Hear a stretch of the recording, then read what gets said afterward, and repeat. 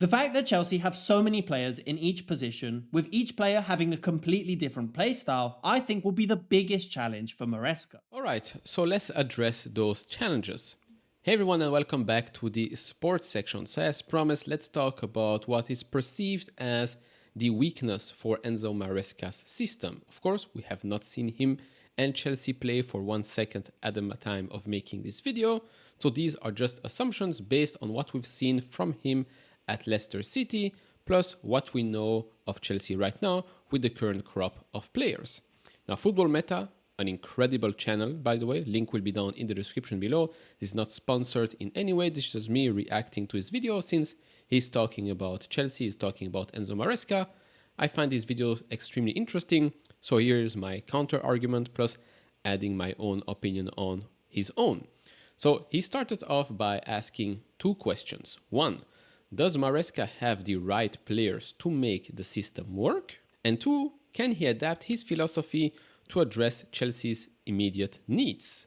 Of course, two very important questions, right? Which I think have been addressed in the meetings with the sporting directors, with the owners as well.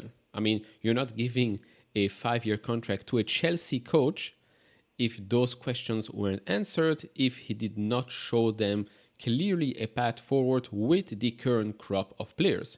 We've seen plenty of reports saying that he already analyzed Chelsea quite a lot. He knows the players, he even knows the players in the academy, on loan, etc. So part one here is yes, I do think that he knows the team, he knows what he has to do, he knows his system, and he knows how to tweak it to make sure that players that cost the club an insane amount of money, like Enzo and Caicedo, to make them work, to make them fit into the system.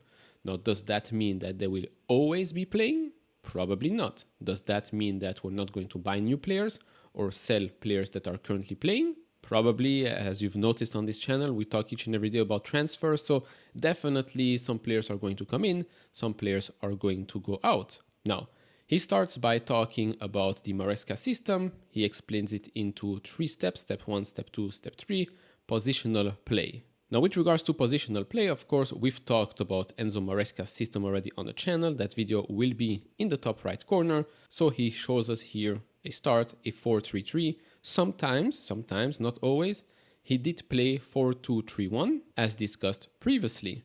Now, before diving a little bit deeper, if you enjoy this type of videos, do leave it a thumbs up, subscribe if you're new here, would really appreciate all the help. We're on our way to reach 2,000 subscribers.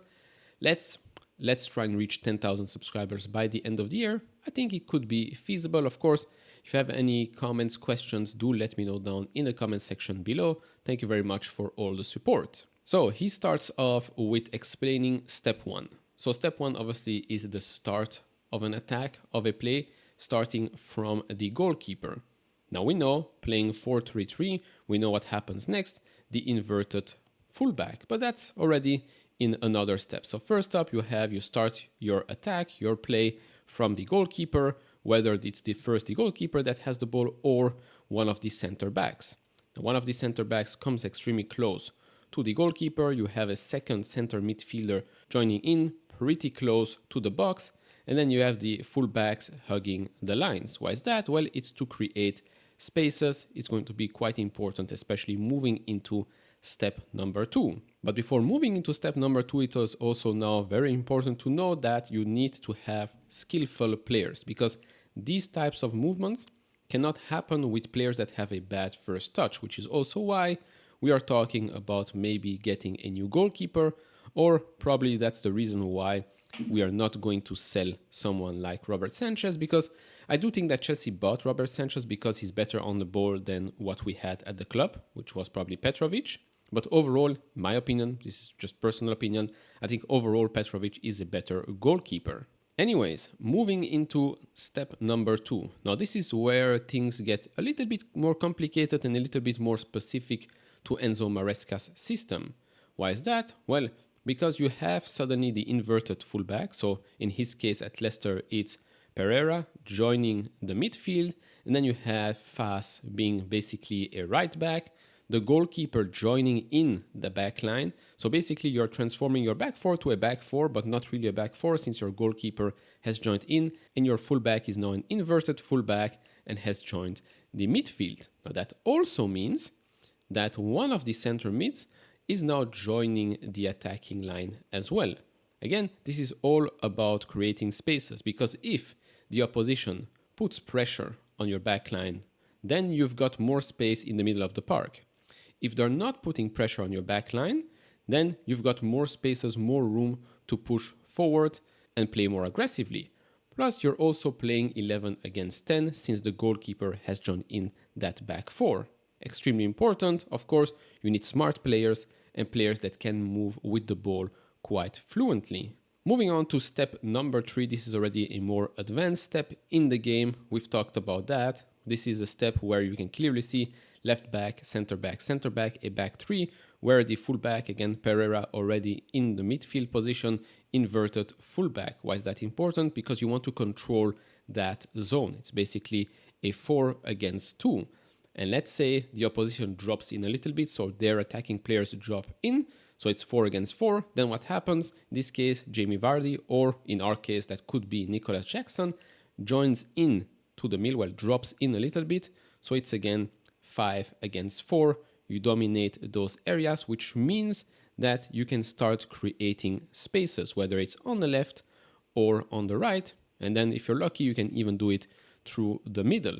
It's very important to also have your wingers extremely wide, and if the ball comes to them, your wingers should be very, very good in 1v1 situations, as they've been for Leicester, and I think as they could be at Chelsea as well, whether it's Madueke or maybe Olise in the future, or on the other side you have Mudryk, hopefully his football IQ has increased over the summer, or you still have Sterling, or maybe Somerville, who knows.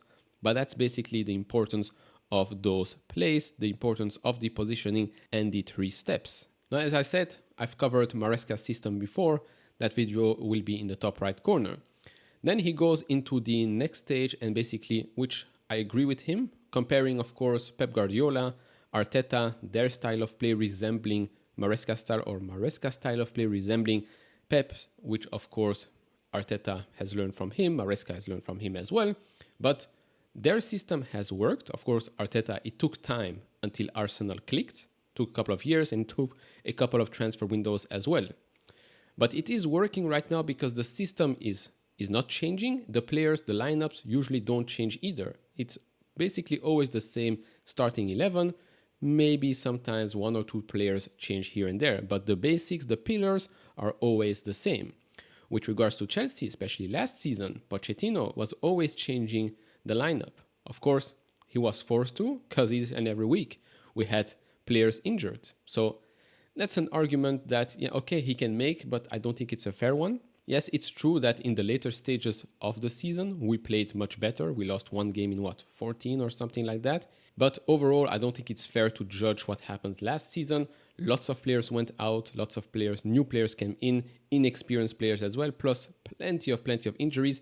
You cannot build those systems, that fluid system that works very well at Arsenal, at City, if each and every week either your fullbacks are injured, a center back, an attacking player, a midfielder is injured. You cannot build a team like this that works flawlessly, like we've seen with City, with Arsenal, and Maresca's system at Leicester. Now, he also mentioned that, well, it's not just him, it's Leicester fans as well. They started the season pretty strong, and then towards the later stages of the season, they lost some games and actually let the second place come in closer and closer and closer. Okay, maybe the system needed some tweaks here and there. That didn't work. But remember, Premier League has only 38 games, whereas the Championship, I believe, have 46, if I remember correctly. So less games already next season. Yes, we are playing also in the Conference League. We want to go far in the League Cup and the FA Cup, but we also have plenty of youngsters. And in my opinion, this Chelsea team is more talented than the Leicester team. So I don't think he will have an issue with regards to the selection in quality players.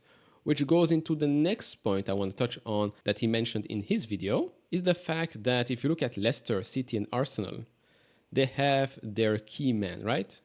Harry Winks for Leicester, Rodri for City, and Declan Rice for Arsenal. These are the pillars. Well, these are one of the pillars, but they don't change. Whereas at Chelsea, you can either go with Caicedo, or you can go with Enzo, or you can go with Romeo Lavia, which I think Romeo Lavia, if he stays fit, He's going to be an incredible player for Chelsea and one that could suit Enzo Maresca's system perfectly. Of course, Enzo Maresca knows Lavia from his time at Manchester City, also knows Palmer. But he basically says this: at Chelsea, you have a lot of players that play in the same position or have some of the same characteristics as well. We've paid a lot of money for them, and so that's going to be one of the issues for a coach. Are you going to bench a $100 million player each and every week because it doesn't fit your system? Or are you going to try and tweak your system? Which, of course, is a valid question. Now, fortunately for Enzo Maresca, you have something called a preseason. And in a preseason, if everybody's healthy, you can try things out. Of course, it's just preseason. It's not as competitive as the Premier League. Of course, we know that. But at least you can try out, let's say, 2-3 systems, see how things work. That's why you have preseasons. That's why you have training sessions each and every week. It's to try things out. So to say that he doesn't have time to try things out, in my opinion, is not true. I can understand that as a Chelsea coach, time is of the essence to see results because you do not want to have another disastrous season. But that's why preseason is of extreme importance. That's why the club wants to finish most of the transfer business before preseason starts, because you want to go to the United States, to that training camp with all your players that you know are going to play next season, drill all those things, to all these systems, all the patterns of play, all the movements, positional play, all of that you want to be done in preseason. So that's why preseason to me is going to be extremely exciting. Unfortunately, it's in the United States, so I'll have to wake up at 3 in the morning, 4 in the morning, 5 in the morning to watch these games. But I guess that's part of the job. That's part of being a fan of Chelsea, of being of a football club. Now, last thing here, his prediction of how we're going to line up next season. So he thinks we're going to get a new goalkeeper. Now, again, I don't know when he started to make his video, because right now I don't think we're going to get a new goalkeeper. A couple of weeks back, before we heard the, let's say, rumors, reports about him being a fan of the goalkeepers that we have, Robert Sanchez, Petrovic. So I think it's going to be Petrovic and Robert Sanchez in goal. Then you've got Cucurella, Colwill, Fofana, James. Again, in my opinion, I don't see how Malo Gusto will be happy being benched. So that's also one of the areas where we're going to have to figure it out, right? Because you cannot bench Malo Gusto after the season that he had. But of course, it makes sense because Reece James at Wigan, he was already, let's say, not really an inverted fullback, but at Wigan, he was playing in the middle of the park as well. Cucurella, later stages of last season, was a pretty good inverted fullback as well. Colwill, of course, would love to see him fit again. Fofana, I don't see him starting next season, especially not now that we've got Tosin Adarabioyo at the club. But let's see, again, we have plenty of games, so this could be one lineup for the Premier League, then Conference League is something else. We can play around with that. In the middle of the park, he puts Fernandes, Caicedo, and Palmer as a midfield trio. Well, of course, midfield trio Palmer would probably be a bit more attacking. You've got Fernandes deep. Why is that? Because passing-wise, skill-wise, I think he's better. So he can pass it to the left, pass it to the right. And then you've got Caicedo here basically being a sweeper, in my opinion. A type of maybe N'Golo Kante / Kovacic type of player, maybe, could be. And then in the attack, you've got Nkunku, Jackson, Madueke. Now, Madueke, of course, on the right, so far as we don't have Olise, I think he's going to start. Jackson, striker, I think he's going to start as well. Maybe Nkunku, maybe Jackson, Duran, who knows? Remember, we are heavily linked with him. On the left, Sterling, Mudryk, or Nkunku. Remains to be seen what happens there, but again, we've got some options. So depending on how we want to play this, depending on who we're playing against, because that's also of extreme importance. This is a very strong team. Against lesser teams, you could try out something else, right? You could try out Andre Santos as a 6 or an 8. You could play him with Lavia and maybe Carney Chukwuemeka in the Conference League. That could work, of course. Very talented players, gets them even more experience. So overall, that's about it. So overall, while I agree that there are some, let's say, concerns, I don't think this is a major red flag. There's still the whole preseason left, right? We haven't even started yet. He's not even at Chelsea officially. So, I mean, okay, concerns, fine. Saying that this is a major problem, a weakness, I don't think so. Let's see what happens during the summer, during preseason. Let's see those patterns of play. Let's see which system he uses, which players are playing in those crucial areas, how he makes Enzo, Caicedo, Palmer fit into that system. and then let's start raising questions if things don't work out. But so far, that's about it for me. Let me know down in the comments below if you have questions, concerns, your own comments. Leave it all down. Like and subscribe, do all of that, and I see you all in the next one. Bye bye.